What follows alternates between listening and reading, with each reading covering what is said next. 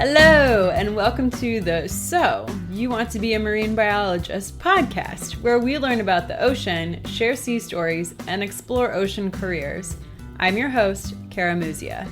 Let's dive into today's episode. This episode is brought to you by you. Thank you to those of you who have become patrons of the So You Want to Be a Marine Biologist podcast. For less than the cost of a dive tank refill or a cup of coffee, you can help keep the podcast episodes coming. There's also some fun bonuses for patrons, so be sure to check those out at patreon.com/marinebio.life. That's patreon.com/marinebio.life. Hey, do you want to dive more into the ocean and marine biology? Need a little guidance on ocean conservation? Head on over to marinebio.life/resources. We've got book recommendations, job posting pages, conference suggestions, and ocean-friendly products. All recommendations have been personally vetted by me, and I will continue to add to the collection as I come across cool things to share.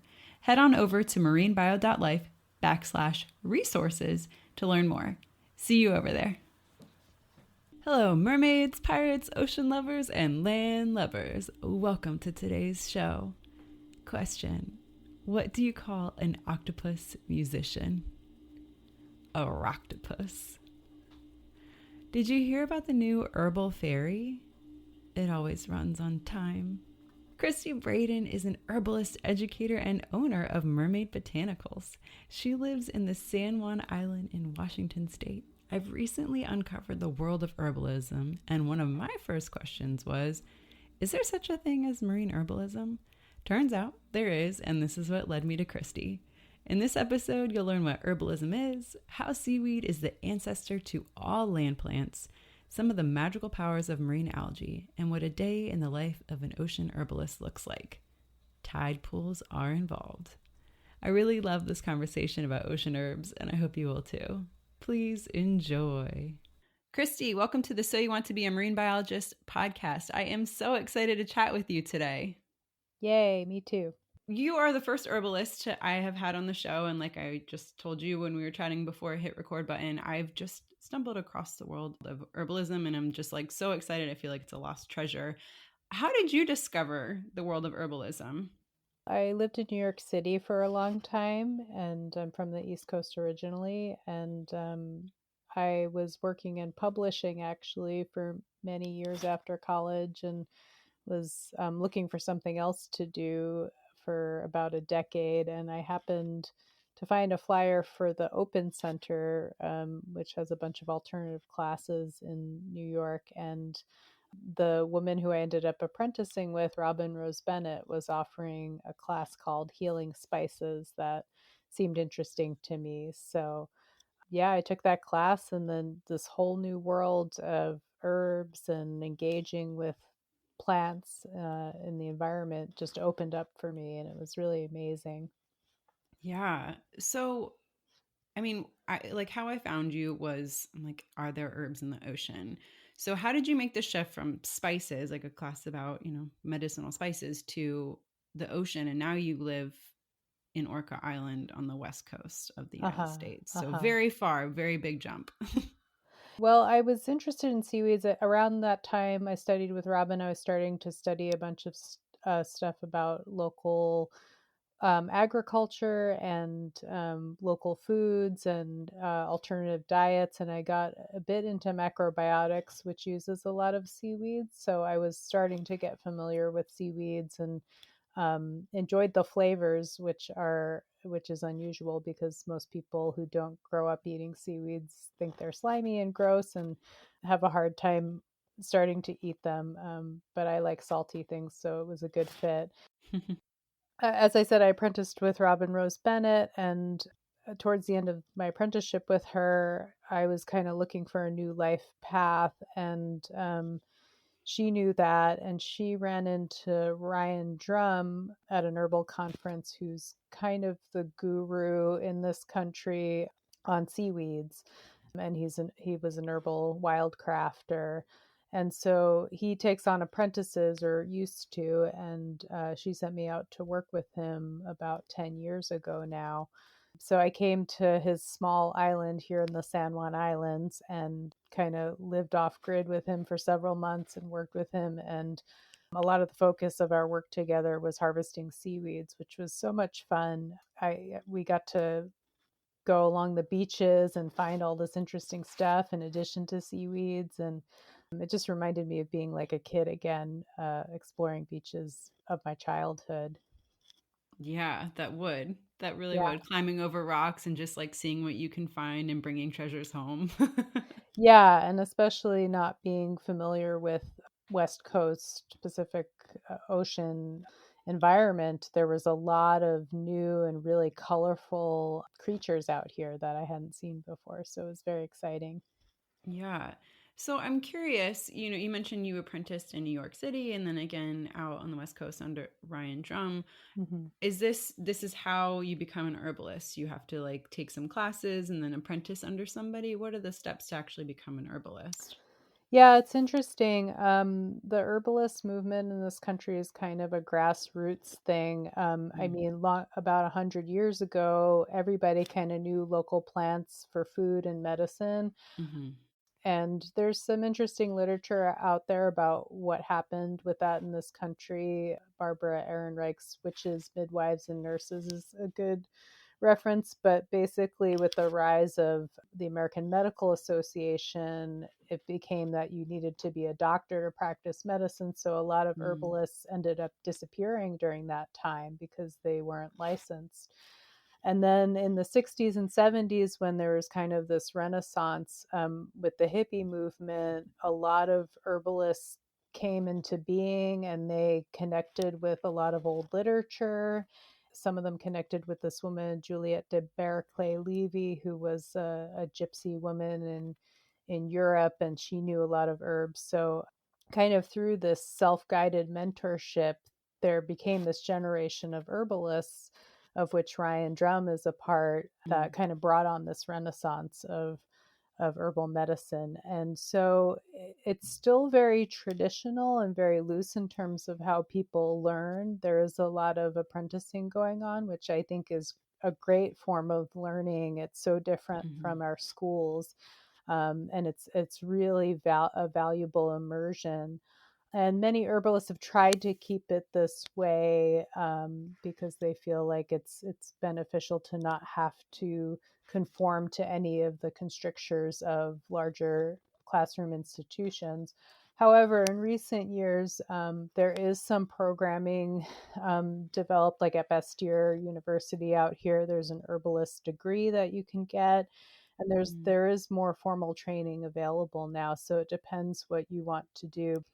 That's so interesting. Hmm. So I really like this idea of the apprenticeship because it's something I talk a lot about on the show. Is I get a lot of budding marine biologists, or just people that want to like make the leap to conservation or just get involved somehow. And my answer is always just get experience, like volunteer doing something somewhere that lights your soul on fire. And Hmm. so I really like your idea of like, and like that's just the best way to learn, right? Like you jump in and do it, not like learn it from a book. So Yeah, I think that's really valuable, and that makes a lot of sense to me that there's an apprenticeship program. yeah. And herbalism is very well suited for that because there's a lot of stuff, especially identifying plants in the wild. If you're doing a lot of wild harvesting, it's you really Mhm. need the experience of going out there with someone who knows what to look for, because it's very hard to get that from books and classroom learning. Right. Yeah, absolutely. I mean, I do like a little bit of my own like backyard identification, and I get my iNaturalist app or like a local plant guide, and I'm like, this looks remarkably similar in a photo. I wish I had somebody here physically to be like, no, you see this tiny little difference, so Yeah, I and could that's see the that. thing. You get one photo and the plants look so different throughout the season and in whatever context that they're growing. So it's hard to compare one photo to what you're seeing out in the field. Yeah. So we touched a little bit. You mentioned like the Chinese herbal medicine, and that's like the only kind of like degree you can really get in it. Is really the difference between Western herbalism and the traditional Chinese medicine the herbs that are used, and then the obviously like the official degree behind it. Well, it's not necessarily a degree, it's a license to practice. In terms of degrees, like I said, you can get a bachelor's degree in herbalism from Bastyr University. There might be a couple of other programs. Yeah, so Yeah. that's a couple of distinctions. I mean, Chinese medicine, a lot of Western herbalists do dabble with Chinese medicine formulas and some of the Chinese herbs because it's a really long and well documented tradition, and they often do formulations with multiple herbs, which is a certain way to practice. But those formulas have been well studied to be effective. So it's just one way of doing things with a traditional herbal practice. But I mean, my deal is, I love being immersed in my environment. All the plants I teach about grow. Some of them are native, some of them are not native, but they grow where I live, and that's where I want to be working. And a lot of the herbs that I work with are not well studied because Mm. they're local and they're not commonly available in a commercial capacity. So I really have the opportunity to push some boundaries with knowledge about how these herbs can be used for medicine. That's fascinating. So you mentioned, a lot of the herbs that you're using, just you might have some ideas, but it's not well documented on like how medicinal or some of the medicinal uses Hmm. for it. What's the method of sharing that knowledge with others, whether it's I mean, your students is an easy way, but like other herbalists in the world that may be using similar herbs, like how do you is there what method of communication, like in the scientific community you publish a paper, right? Like Hmm. is there a similar method? Not necessarily that I know of. I mean, there's a lot of different herbal community forums out there on Facebook, on all kinds of different platforms, and some discussion goes on there. There's some clinical platforms, so you can kind of discuss cases where you might be using herbs, and that's kind of helpful. But there's a lot of different herbalists offering courses, and then they kind of present their work. And if you're in practice, you have a lot of experience working with clients, and I think that's called empirical evidence as opposed to testing an herb in vitro or in vivo. And there's some scientific study done to certain herbs that's available through various publications that way, not necessarily done by herbalists but done by scientists, and done in places like Germany where there's a more where herbs are more commonly available in pharmacies, and they do um, a lot of research on them. So some of that stuff is available, and then you have kind of the empirical evidence side, which is herbalists in practice talking about their experience and what they find effective working with clients. And so that has a certain value too, and that's a lot of how we learn from each other. Yeah. Okay, so what does your practice look like? You're not just out there harvesting herbs and selling the herbs, right? You're working with people. What does that look like? Well, I don't actually work with people too much. More of my focus so far has been education and wildcrafting. So Ryan Drum retired about 3 years ago, and I took over his wild harvesting business. So I wild harvest and ship live and dry herbs to various people throughout the country and some bigger companies. And then I do a lot of different educational stuff.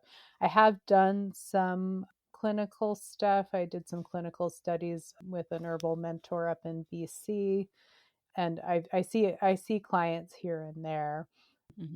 but that's not a large part of my scope as an herbalist.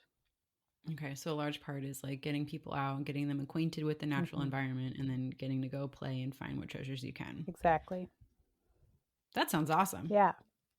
Yeah. So you kind of talked wild harvesting, wild crafting. Wild crafting is wild harvesting, which means going out and collecting the plants in the wild. You're not farming anything. e- Is that correct? exactly. Okay.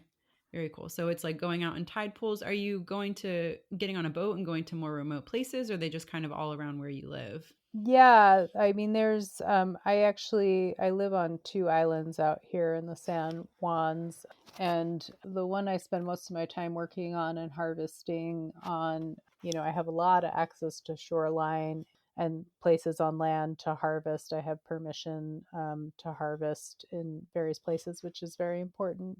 If you're wildcrafting, you don't want to be doing it without a landowner's permission. On Orcas Island, where I am some of the time, there's very limited access to shoreline here. It's all private or very cliffy, and I don't end up doing a lot of my herbal work here.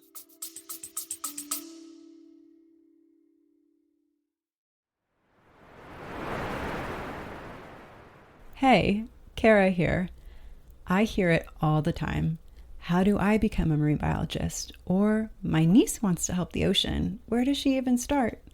I hear from students, yes, and also nurses, HR professionals, and other mid career folks who wonder if they could still make their dream of working with sea turtles or sharks come true, wondering if it's too late to answer the ocean's call. Here's what I've learned after 20 years in the field and hundreds of interviews. There's no straight line, no magic degree, and no gatekeeper. You create the path forward. If this sounds overwhelming and vague, I've created 2 tools to help you stop wondering what if and start moving forward with clarity and purpose. The first is my free guide, Be a Marine Biologist Without the Degree. Over 1,000 people have already downloaded this guide and taken their first step towards ocean impact. Inside, you'll find 7 concrete, doable actions to help you get started, whether you're just exploring or ready to make a change. Then there's the Ocean Blueprint. This is a 30-day self-paced course that helps you build your unique path into ocean science and conservation without quitting your job or going back to school. Inside the Ocean Blueprint, you'll get daily prompts to explore your interests, skills, and next steps, a structure that turns overwhelm into real momentum, and a bonus section to root your work into ocean connection. You don't have to wait for a degree, a perfect plan, or permission. Whether you're wading in or ready to take the deep dive, these tools are here to help you move from dreaming to doing. The ocean called. Are you ready to answer? Links in the show notes and on my website, karagracemuzia.com. I can't wait to see the waves you'll make.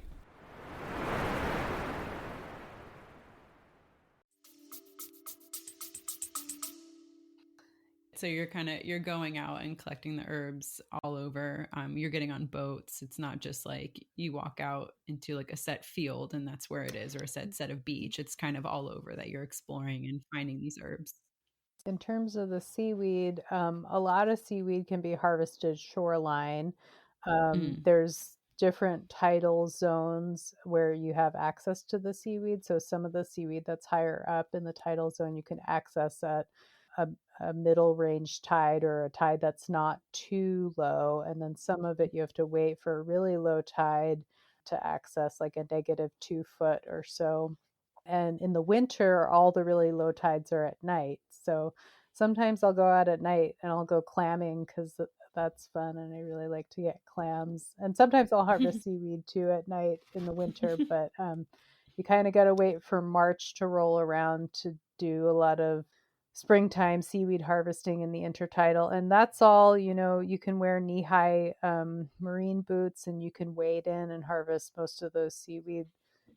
There's one seaweed here that's local just to the west side of the Pacific Ocean, or our coast of the Pacific Ocean, called bullwhip kelp. And that is a little deeper water. You could wade in about waist high if you wanted to get some, but that one I go out and harvest in a boat. Very cool. Yeah. So are there some like really big differences between terrestrial and marine herbs? I mean, other than, one grows in the water. Well, yeah. Well, land plants actually evolved from sea plants. So like us. yeah, the green seaweeds, there's 3 categories of seaweeds, green, red, and brown, and that doesn't necessarily refer to the color that you see when you see them. Right. There's a couple other reasons that they're categorized that way, but the green category seaweeds are supposedly the ancestors of our land plants, because there's been this great migration of plants and animals in and out of the sea over long periods of time. All our land plants emerged from the sea at one point, and so seaweeds are kind of the ancestors in the more primitive forms. Seaweeds are also, I mean, they have a lot of really different characteristics from land plants that make them unique, and that make them a great food and medicine. They all contain some sort of phycopolymer or medicinal gel carbohydrate structure that keeps them moist, because the tide's going in and out on them, right? And so they're exposed to sun, and they're exposed to periods where, they need to keep themselves wet. So they have this gel, and it's been very well studied. A lot of seaweeds gels are antiviral and have all kinds of healing properties to them. And so that's one of the great things. The other great thing about them, or that differs from land plants, is they have lots of iodine, for one. I just read an article that land plants will uptake more iodine if there's more iodine in the soil, but generally there's not a lot of iodine in the soil. And seaweeds seem to have more use for it in terms of their metabolic function. But seaweeds kind of live in this ocean full of a wide range of minerals, in very basically all the minerals, including micronutrients that aren't really available much in land plants. So they're kind of this very diverse nutritive complex that you'd have a hard time finding in land plants. And so seaweeds are kind of super nutritious in that way. Very cool. All right. So you mentioned you like the taste of seaweed, Mm-hmm. right? Is there a particular one that you like? And do you eat them raw, or are you supposed to dry them, prepare them at all? It seems like a lot to just pull it from the ocean and Right. eat it. Yeah, I mean, sometimes I'll eat certain seaweeds in the field. Depending on where you live, you need to be more cautious about that, because in warmer waters, seaweeds can be contaminated with like cholera and a lot of digestive bacteria, harmful bacteria. So sometimes people get really sick off of eating seaweeds, and in warmer waters, but they might even be contaminated if they're dried as well. The drying process doesn't necessarily kill any bacteria. But here, the waters are really cold, so, and generally there's no really poisonous seaweeds where we live, and there's not a lot of harm that can come from the seaweeds. But the seaweeds do benefit from being dried in terms of an improvement in flavor and texture, depending on the seaweed. So most of my seaweeds I dry. Some seaweeds contain thyroid hormone or thyroid hormone precursors. And so if you're looking to use seaweed as a medicine for thyroid support, those molecules would be killed by the cooking process. So you wouldn't want to cook with them. You would want to eat those seaweeds raw if you were doing that. And, there's a tradition in Japan of using kombu, or laminaria species seaweeds. We have a laminaria species here. And it's often used in cooking beans because it helps reduce the amount of gas you might get from eating beans. And it's used in broths a lot, and stews. So some seaweeds are used quite a bit in cooking. You will also remove some of the iodine in cooking, which can be beneficial because seaweeds like kombu are super high in iodine. And if you have an iodine rich diet already, it might be too much for you. So cooking the seaweed or soaking the seaweed to remove some of the iodine has traditionally been done in Japan, where they eat a lot of seaweeds anyway and probably want to reduce their iodine intake. Oh, favorite seaweeds. Well, bullwhip kelp is a great one that we have out here. You can powder it. It's super salty, and it's not even necessarily sodium salt that makes it salty. It's really high in potassium salts. A lot of minerals have a salty taste to us. So often when people are craving salt, they're sometimes craving more of a variety of minerals. And unless your palate is really well informed, it's hard to distinguish between like what potassium salt tastes like and sodium salt tastes like. Bullwhip kelp is really high in minerals and mineral salts, and so you can just powder it and use it as a salt substitute or on popcorn, or on sandwiches with olive oil. It's really great. It's versatile. It's an easy seaweed for, it's like a gateway seaweed for people who um, may not like seaweeds.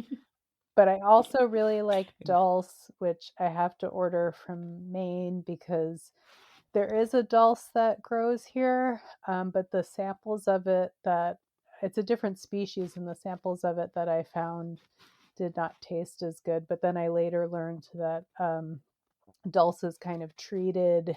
It's dried, then rehydrated, and kind of left in a room to mature, kind of like a cheese for a couple of weeks. So they do this process to soften it, and I didn't do that with the dulse I found here. But that's a good one. You can toast it up. A lot of vegans like to use it as a bacon substitute. And so those are probably my two favorite seaweeds. Awesome.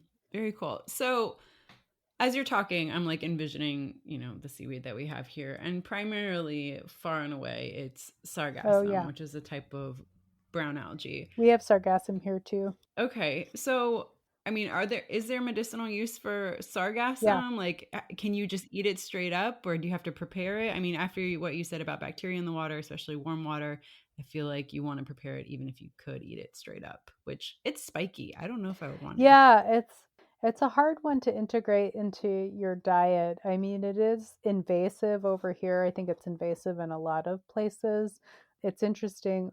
One of the things that herbalists like to say, or herbal folklore, is that the plants that you need for medicine will show up where, in your backyard, like the ones specific for you. All of a sudden, you'll start seeing them everywhere or whatever if you're dealing with a certain health condition. It's funny because in Ryan Drum's research, sargassum and some other seaweeds that are particularly good for cancers and breast cancer, like showed up in abundance all of a sudden in Marin County in California, where breast cancer rates were really high. So that's just an interesting side piece. But like I said, sargassum has been well studied for anti-cancer properties, and it helps reduce incidence of metastases too. In terms of preparing it, I think probably it dries kind of weird. I ended up having a bunch of random seaweeds sitting around for a while that I wasn't doing much with, and I ended up powdering them all together, and I kind of take them as a daily supplement. One of the best ways to eat Mm. seaweed is to eat a little bit regularly because it helps to kind of your digestive system, if you're not used to eating them, has to kind of start to develop the enzymes over time to get used to digesting them. And they're really kind of densely packed with lots of nutrients, so you don't need much, but getting a regular dose is good. So that's something I've done with sargassum, is kind of done it in a blend like that. But the other thing you could do is break it up in smaller pieces and put it in a gomasio. I like doing that with different seaweeds. That's the Japanese kind of condiment mixture with sesame seeds and salt, and you can put some spices, and I sometimes put some other herbs in there. But that's kind of a great garnish or thing that you can sprinkle on a lot of different foods. So that's probably what I would do with sargassum if I was going to eat it on a regular basis. Okay, that Mm-hmm. makes sense. So to create a powder, is it just more or less drying the herb, whichever herb it is, and then grinding it using some sort of machine or maybe by hand into a powder? Is that what that means? Yeah, I have. You can use maybe a coffee grinder. One of the things about seaweeds versus herbs is they're extremely hydrophilic, which means they pull moisture from the air in a way that land plants don't. So if you have seaweed drying in your house versus herbs drying in your house, and it's and it gets re-exposed to moisture at night or something, or under moist conditions, it will reabsorb that moisture. So it's kind of really hard to get seaweeds super dry, and I've seen kind of amateur people who kind of have really funky seaweeds sitting in jars because they didn't dry them enough before putting them away. In the summer, I'll dry seaweeds on lines in the sun, and like bullock kelp, for example, I could harvest that one afternoon and then leave it overnight. And as long as I have a full sunny day the next day, it'll be pretty much completely dried by evening. But sometimes I have to finish the seaweed in my house, which has a wood fire stove, because I live in an off grid situation. So that's my heat source. I've seen people do it in dehydrators, and that seems to work well. You can't do a whole lot of seaweed because it's a small space, but for personal needs, dehydrator seems to work well. And then, yeah, I think a coffee grinder would work. I have like a bigger, kind of dedicated commercial grinder for my uses. But yeah, you could powder, you could even flake seaweeds by hand, just break them up into smaller pieces and add them to foods that way, or even add them to a gomasio mix that way. This is so Yeah. interesting. And drying a seaweed in Florida might work like this time of year because our humidity is really low, but it would be a challenge, I think, in the summertime because you have like a fine window of extraordinary heat, but there's lots Hmm. of humidity with it. And then we have fairly predictable afternoon thunderstorms. So, Yeah, I would think East Coast sun drying seaweeds is probably a non-existent thing. Out here we happen to have really hot and dry summers, so it works out really mm, well. But yeah, often with seaweeds you almost always need some sort of heat source on them. mm, that makes Yeah. sense. So, seaweed medicine, I'm learning, has been around for quite a while. What are some cultures that have used seaweed? Oh, pretty much any coastal culture. It's kind of surprising because I think people don't necessarily realize that. Like, for example, the Irish have a long tradition of using seaweeds, which I wasn't really aware of until I started working with Ryan. And some of my ancestors are Irish, but my dad's family was never eating seaweeds here in this country, even though their Mhm. grandparents, or my no, his grandparents were from Ireland. But like the Irish have these seaweed bath houses, which I haven't been to. I've done seaweed baths here where I live, and they're amazing. That's probably one of my favorite ways to engage with seaweeds. But they have these bath houses in Ireland and you go and you can take these seaweed soaks that are super relaxing and medicinal. And then there's a long tradition. There's an old movie, Man of Iran, about the Aran Islands off the coast of Ireland, where they show people gathering seaweed to build up soil in this very rocky terrain where there isn't much soil. So, the Irish have long harvested seaweeds like dulse for eating and also use seaweed for gardening and agriculture. But basically, I think anyone living in coastal cultures at some point in their ancestry, people were harvesting seaweeds.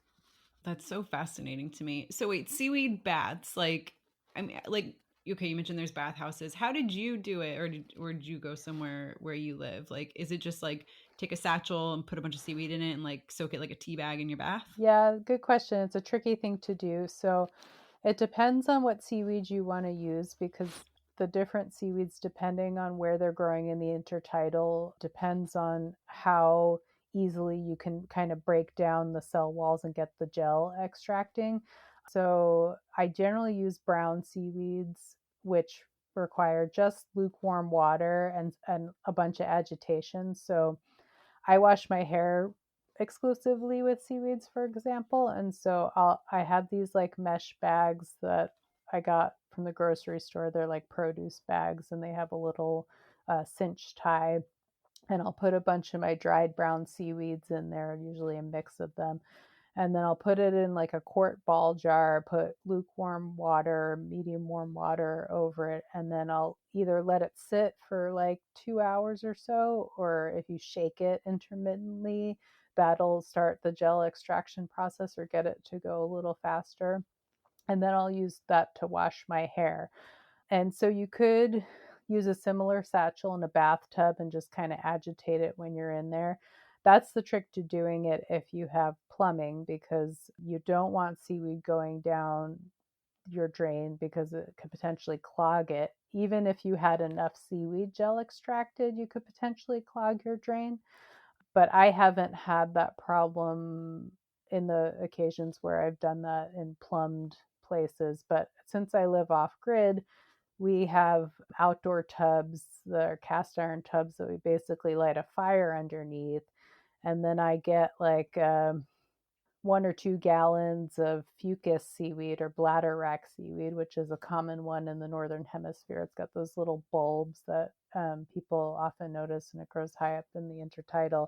It's a great one for bathing, and so I'll just throw that in the tub, and then I heat up the tub for a couple hours, and then it's great. It's like you're like swimming in gel. So that's an awesome experience to like be in the tub with the seaweed. But yeah, if you have plumbing, it's definitely a thing you can adapt to if you put like a couple of bags of seaweed. And I haven't actually found ag grade seaweed, but there's supposedly agricultural grade seaweed, or you could get a lower grade of brown seaweed from a supplier. That way you're not spending too much money if you're using seaweed for a bath. So that might be available for some folks. That is amazing. It is. I highly So, recommend it to anyone who can try it. It's like one of life's greatest experiences. all right, I'm adding it to the list. Yeah. There's a few things that you mentioned that I'm really curious about. So, the medicinal part of the seaweed is the gel. Am I understanding that correctly? It seems like that's the goal, is to get the gel out. Well, I mean, there's lots of medicinal parts to the seaweed. It depends Okay. on what you're trying to do. I mean, there's the iodine and the thyroid hormone and some of those seaweeds if you're looking for thyroid support. But seaweeds, gels, or phycopolymers, and there's different ones depending on the type of seaweed, have been well studied for their medicinal properties. So yeah, often that's at least what's known in the scientific literature to be the agent for a lot of seaweed's primary medicinal actions. But I'd say the nutrients and the iodine and the thyroid hormones have their own medicine for certain conditions as well. Okay. So, and that's more or less found like in the actual leaves, not necessarily in the gel. Right. Well, I mean, Okay. yeah. Hmm. I mean, There's more the nuance to gel it. comes from the seaweed fronds, Right. so But the iodine is, you're saying the iodine hormone is, you would just eat the seaweed fronds instead of the extracting the gel. Is that kind of what that yeah, is? well, you will probably get some iodine in the gel mixture water. You can absorb iodine through your skin. So if you're taking a seaweed bath, you would probably absorb some of that through your skin as well. But yeah, if you're looking for minerals and thyroid support, you would definitely want to eat the seaweeds. And even, I mean, even for the medicinal gel, you want to be eating them too. It's medicinal in the bath situation because seaweeds can often help to heal tissues, and the bath is deeply relaxing to the nervous system, so that's medicinal. But fucus or bladder wrack, for example, Ryan Drum has this great story that another herbalist he saw at a class was getting ready to be in a wheelchair because the cartilage was deteriorating in her knees. So he gave her a pair of his oversized marine boots that went just below her knees, and he sent her enough fucus for the year that she did about 4 hours a day of this fucus gel in her boots, and she put a heating pad on the boots to warm it up. And she did that every day for a year. And by the end of the year, her knees were healed completely. So some That seaweeds, is like incredible. fucus, have the potential to heal tissue, heal a lot of tissue traumas. I mean, seaweeds are great both internally and externally after surgery. Um, yeah, that sort of thing. And some people, I sell seaweeds to make beauty products with them, and I use it in my hair because it's great for nourishing skin and hair as well. There's a lot of nutrients in there that can be softening and enhancing to all those tissues. So that was the other thing I wanted to unpack with you. So I'm really curious. I'm always trying to reduce my plastic footprint, Mhm. and shampoo and conditioner is a huge one, right? Right. And there's so many like bar, shampoos, bar conditioners, and there's companies that use aluminum bottles that you send back, and they're really great alternatives. And I've tried no poo and all. I've tried all the things. Hmm. Yeah. I'm curious, like obviously, maybe not obviously, but growing up in New York, I'm assuming that you use like traditional commercial Right. shampoo. How is it transitioning, and like does it work? Is your hair actually like as clean and as soft as like when you're using the commercial stuff?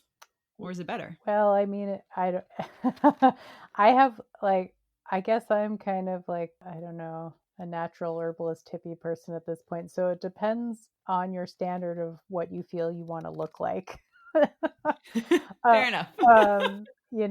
and I actually, I mean, you saw in my picture, I dye my hair different colors. I mean, sometimes I say it's because I wash my hair with seaweed that my hair is blue. But because I do that to my hair, I mean, I do have to use some product now because bleaching kind of destroys my hair quite a bit. So, yeah, I mean, I still wash my hair with seaweeds and that's great and helpful, but I do have to use some product for that reason. Okay. But also, part of the reason I use seaweeds to wash my hair and my body is I learned in my initial studies as an herbalist that we have kind of this ecosystem on our skin and on our scalp, and there's a lot of beneficial bacteria there. You have this acidic coat on your skin that's a protective barrier. It can protect from a lot of germs, and that sort of thing. And every time you use alkaline soap on your skin or on your hair, you're drastically changing that environment, and it kind of neutralizes the acidity in your skin. And I think a lot of people have dandruff and hair issues from the way they've been treating their hair with alkaline soap for a long time. So part of the reason I wash with seaweed is because I'm trying to rebalance and be more natural with kind of the ecosystem of my skin and hair. Hmm.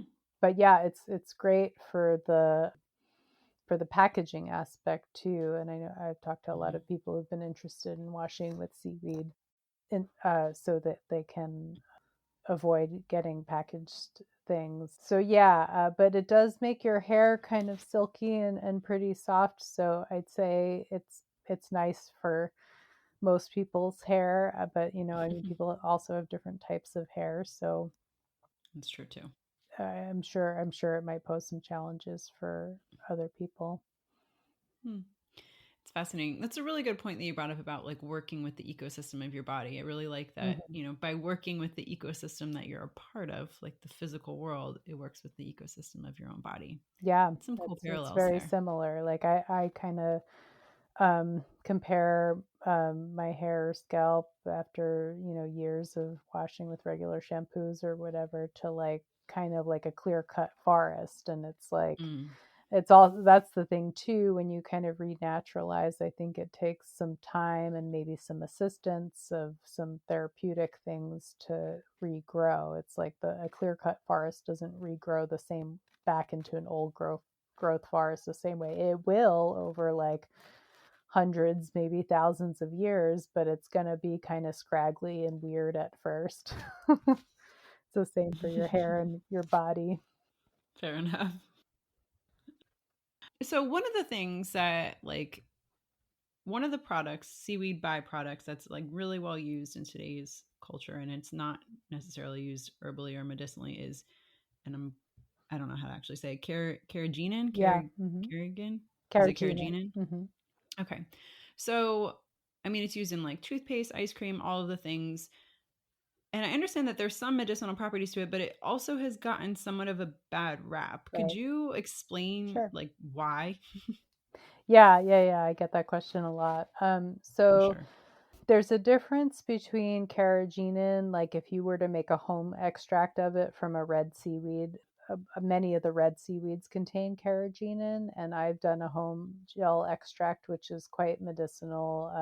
And you do have to cook it on the stove to extract it from some of the red seaweeds we have here. I mean, you would also get it if you were eating it, but that form of it is a more natural form. The form that's used as a food additive and in different products is a more particulate form. So it's made into smaller particles basically, and those particles can get through some small spaces in your intestinal tissue and kind of wreak havoc. So that's why a lot of people avoid carrageenan food additives or foods that contain carrageenan.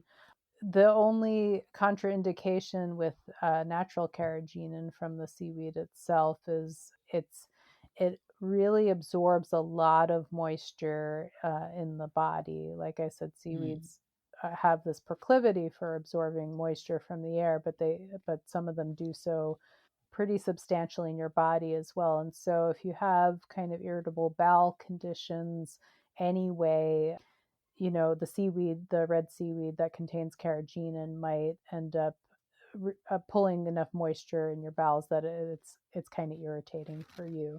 But it's definitely not the same thing as the product that's in foods. Gotcha.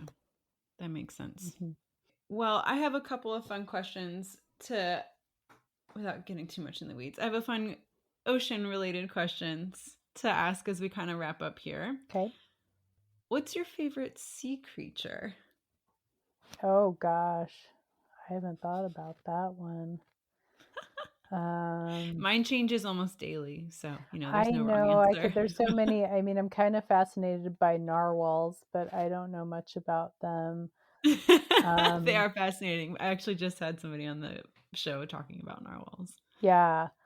I mean, whales are always fantastic and interesting. And here, there's a lot of people who really care about the orca whales. We have kind of a local population that's been diminishing, and people are really trying to find ways to bring them back into health. And there's just a lot of people know their names around here, and there's just this big connection. And recently I found out that at least orca whales, maybe some of the other dolphins and other marine mammals, have kind of more neural pathways in their brains than we do. So there's the thought that they can talk telepathically, or they have kind of a more evolved brain system and therefore system of communication than we do as humans. So I kind of think it's funny. I'm like, well, maybe they're the more evolved species, but we've managed to somehow dominate and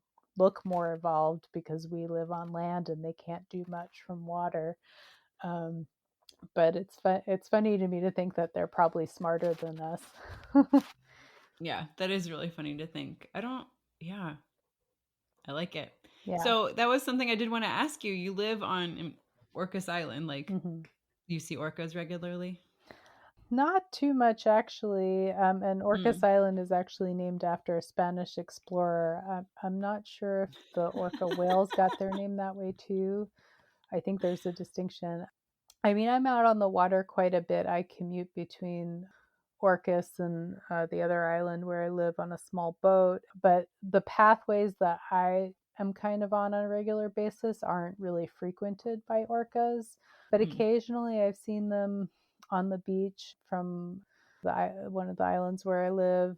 I've maybe in the past decade, I've maybe seen them 4 or 5 times, just kind of like randomly out where I'm out and about. There's certain places that people go, like on San Juan Island. There's a park where it's known that you'll almost always see orcas there, and then they have people who do whale watching trips as well. So Right. yeah. Very cool. If you were given a blank check, unlimited funding for any project or projects up to 3, what would you use the money for? Oh gosh. Well, I feel like this should be an altruistic answer. I have so many personal projects that I could fund. um, It's the answer's up to you. It's a blank Yeah. check. What do you want it for? Oh gosh. I mean, I where I live and in my work, I'm kind of just getting started with a lot of infrastructure. Like I said, I live off grid, so there's a lot to put in place, like solar panels and a rain catchment system and that sort of thing. And I did some fundraising actually for an herb drying structure that I'm going to build this year. So that's kind of already there. Oh, you know what? I'd probably get a boat. That's probably what I would do, because I don't have my own boat yet. I don't even have a little rowboat, which I would love.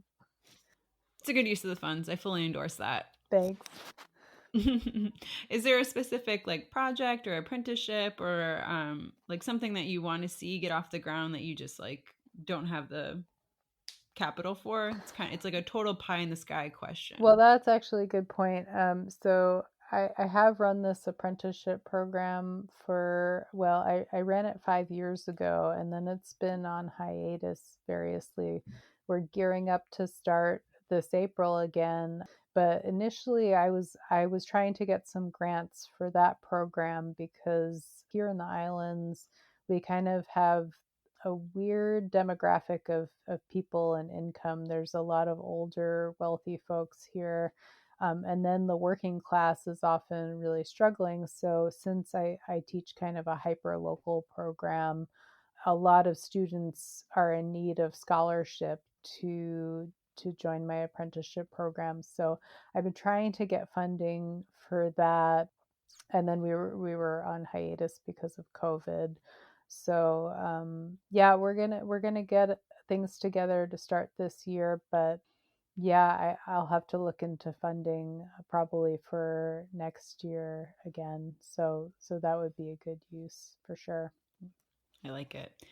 So your apprenticeship program, it focuses primarily on what's around where you live, correct? It's not like necessarily like an all-encompassing herbalism course.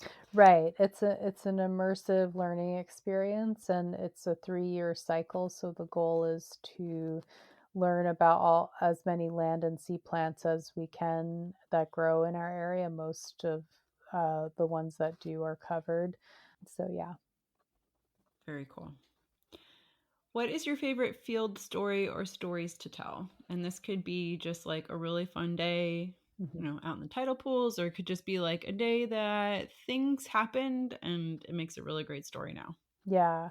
I mean, there's a lot. It's always really fun to be out in the field, and it's always really fun to be out in the intertidal. But I think the best story is in my early days of harvesting with Ryan Drum. We were out in the intertidal at a low tide one day in the summer, and at this place where we were harvesting, there's a couple of sandbars, and the tide was out past the sandbars. So we're in the intertidal, closer to shore before the sandbar, and I'm kind of doing something, and Ryan's off a ways, and he's like, "Kristy, quick, come look!"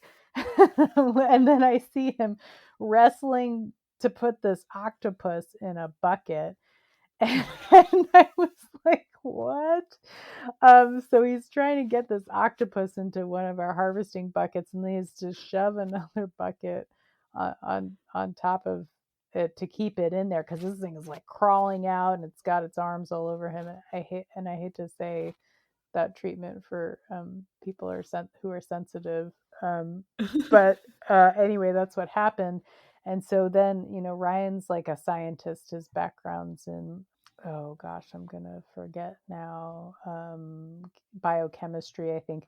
And so anyway, he's got a doctorate in science. So he wanted to go up to the farm nearby and use their scale to weigh it.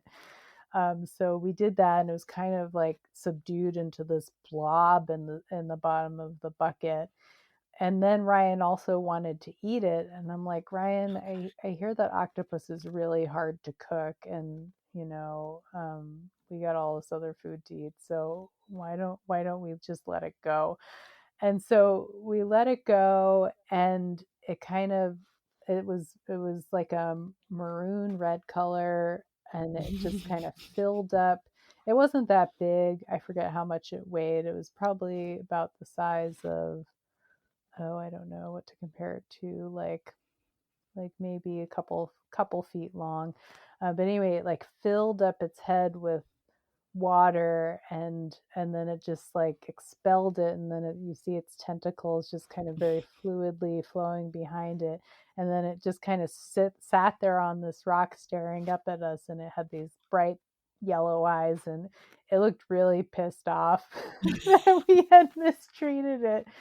But it was so beautiful to see it once we released it. So that was really great. And I think Ryan has been out in the intertidal like that for the last 40 years, and I think that was the only time he ever saw and caught an octopus, or even came across an octopus in there. So that was a really neat experience. Oh, the octopus was just as curious about you guys and then was like, that was rude. I did not like the bucket. Exactly. Well, I wouldn't like the bucket either. But it was so neat to see it go through all those shape changes because they're so malleable like that. I mean, I don't know Mhm. much about them, but it was like just this blob of gel, like totally didn't look like the shape and form that we saw it when it was in the water, when it was in the bucket. So it was really neat to see all that. That is awesome. Very cool. Yeah. At the end of each episode, I like to leave my audience with a conservation ask to go forth and bring into the world. What would you like my audience to take from your episode today? Um, yeah, what I really like to talk about in my seaweed classes is, or encourage people to do, is get out there and connect with your oceans, especially. I mean, go out there and connect with your local land plant environment too, because I think that's what's really missing in our culture. We've gone from being very distant and separate from our environments to being kind of curious and caring and conservative about it, and that like, oh, we don't want to touch anything because we've seen what industry has done to take advantage of natural resources. But I like to encourage people in a small way to really work with the plants around them and engage with them in the field in a way that feels good to them, because I think that's really um, it helps us to be a wise part of our environment again, and to integrate and learn what the plants are doing over the seasons, and really understand and become a part of that environment. And I think connecting with our oceans in whatever way you can is especially important right now, because there's a lot of contaminants that end up going in our oceans, and our oceans are mistreated in many ways. And many people don't want to eat from the oceans and engage with them that way anymore because they're concerned about contaminants. But I think our oceans need us to engage with them and send them love in some way that feels good to us. Like I swim in our ocean here almost every day, which is very cold, and I Mm-hmm. don't wear a wetsuit. But it's a great practice, and it's a great way to really feel the ocean, because ocean touches all the lands that we live on this planet, and you're really connecting with other people through that ocean connection. Mm. I really like that. It's Yeah. really poetic and touches all the land. It's true. It's very true. Hmm. And water is fluid. Amazing. I have a bonus question I'm going to ask you because I'm interested as well. If listeners are interested in learning more about herbalism, where's like a good beginner place to start? Well, there's learningherbs.com, which is John Gallagher's site. That has a lot of pretty basic introductory stuff. Some of it's free, and some of it is courses you can buy, or kits you can buy. So that's a great place to start. If there are herbal medicine conferences going on in your area, that's a great way to explore. I felt like the herbal world really opened up for me when I went to my first conference, because then there was just such a variety of teachers there, and you learn all kinds of different things, and then you figure out kind of what style of herbalism resonates with you most. Those are a couple of great things people can do, or just even get a couple of good field guides to start identifying plants in your backyard. And, you can teach yourself to just engage with plants in your own way, by drawing them or sitting with them, or just spending time in your environment and learning about them that way is really cool too. Love it. If listeners want to find you, connect with you, learn more about you or your work, where's the best place to do so? On my website, which is mermaid-botanicals.com, or also kristybredin.com, KRISTYBREDIN. Those are both links to the same site, so either one will work. Awesome. I'll put a link to that and everything we talked about today in the show notes. Great. Kristy, this was so much fun chatting with you today. Thank you for making the time to be on the show. Absolutely. I really enjoyed myself. Thanks for the opportunity. Hey, do you want to help the oceans? Have you considered a career in marine biology, but maybe just aren't sure where to start? Head on over to my website, marinebio.life, and subscribe to my newsletter. When you subscribe, you'll receive a free PDF download where you'll learn the 7 steps to becoming a marine biologist without the degree. Thank you for listening to today's show. I'd love to hear any insight you've gleaned. Leave a comment in the show notes or send me an email over at marinebio.life. If you enjoyed this episode, leave a review and of course, share with your friends. If you want more resources for ocean news, including conservation topics and careers, plus personal insight from me that I just don't share anywhere else, join me at marinebio.life and sign up for email updates. Keep after your dreams and making waves in your community. One person can make a difference. Thank you so much for listening, and I'll catch you next time on the So You Want to Be a Marine Biologist podcast.